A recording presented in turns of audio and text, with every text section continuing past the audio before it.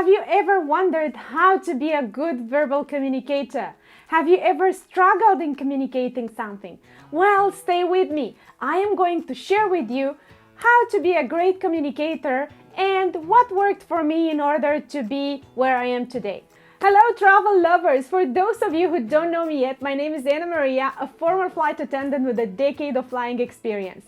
I've created this YouTube channel to help people like you all over the world in achieving their dreams and goals in becoming a flight attendant.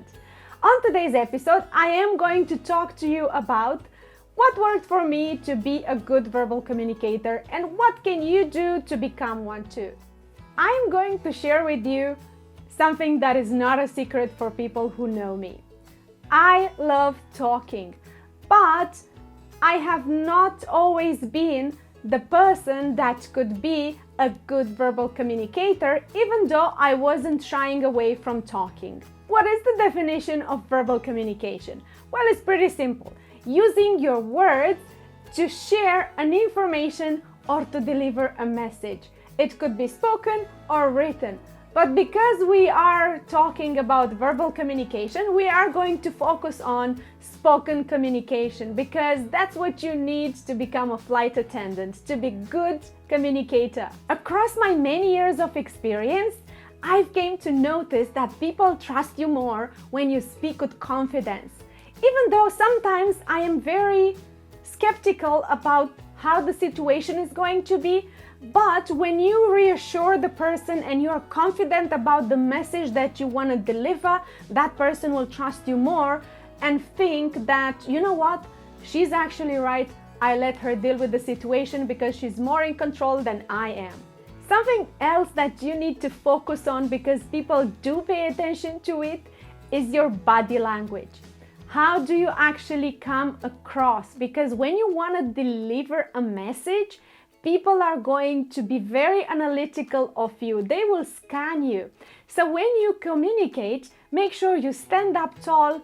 Imagine that someone is just pulling your head up like if you want to touch the ceiling. What really works for me in 95% of the cases is when I am friendly and approachable. So my suggestion to you is try to be friendly and approachable, because when you have a beautiful smile and you seem approachable, people are not afraid to come and ask you if they didn't understand the message that you try to deliver. And that will actually make you a good communicator because you encourage others to ask you questions and make them understand what you want to deliver.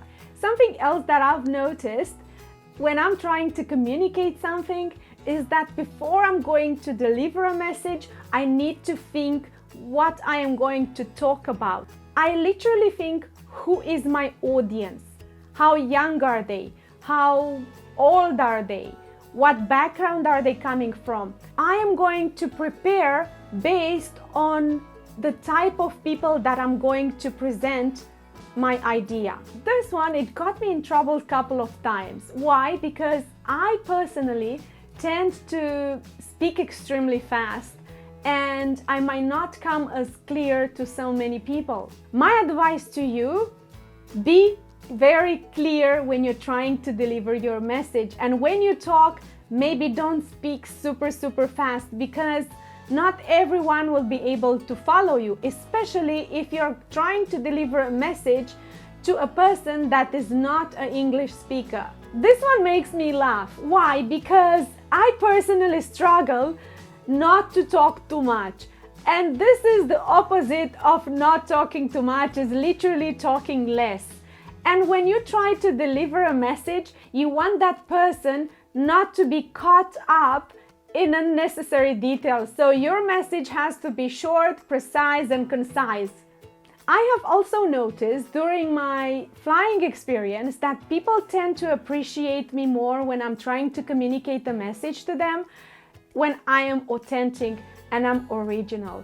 They do not like fake people. They do not like you to be reading a script and sound like a robot. I have flown in many countries and I met millions of people from all over the world.